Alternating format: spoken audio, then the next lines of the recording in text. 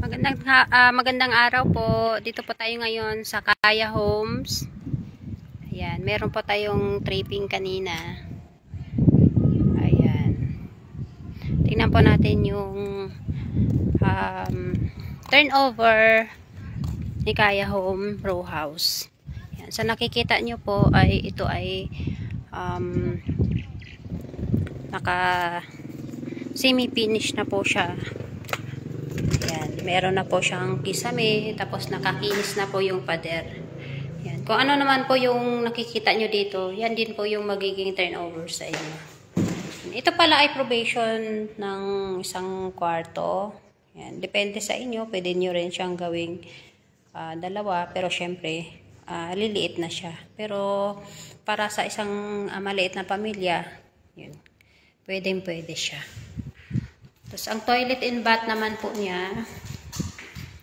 Yan, ito po yung toilet and bath. Ayan. Yan, naka-tiles na din po. At meron na din po siyang shower. At sa likod naman, yan, ito po yung likod niya. Yan, hanggang dyan sa may marking. Yan po yung sakop nung magiging sakop nyo. Ayan. Tapos andito rin yung lavabo niya. Syempre, ito yung pinaka-laundry area. Ayan. Sa ngayon po, ito po yung binibenta natin. Sa bagay, ito naman ay mabilis naman gawin nila. Ayan. Napakagandang mag-invest dito. Ayan. Tsaka hindi siya binabaha at malamig na rin yung hangin kasi malapit na tayo sa Tagaytay. Yan. Tapos yan naman yung Kaya Homes townhouse. Mamaya titingnan natin. Sisilipin natin yung model house. Ayan.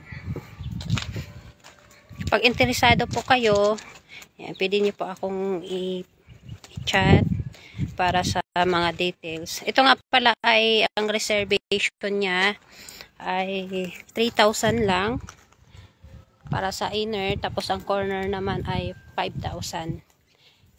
Ito ay konti na lang, kaya habol-habol na. Yung mga 13 month nyo, i-reserve nyo na yan. Yan.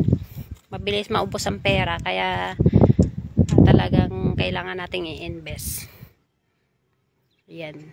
Napakaganda. At saka ang kagandahan pala dito ay yung pinaka-kasada niya ay 2 lane na. Yan. Kahit saan ka pupunta, diyan man sa gitna. Yan, 2 lane na. Kasi merong yung ibang subdivision, lalo na kapag ganito row house, maliit lang yung kasada niya. Pang 1 lane lang.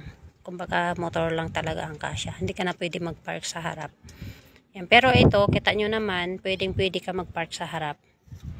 Ayan o, diba? Kaya hindi mo masabing sobrang init kasi kahit townhouse siya, hindi siya ganun ka-crowded kasi yung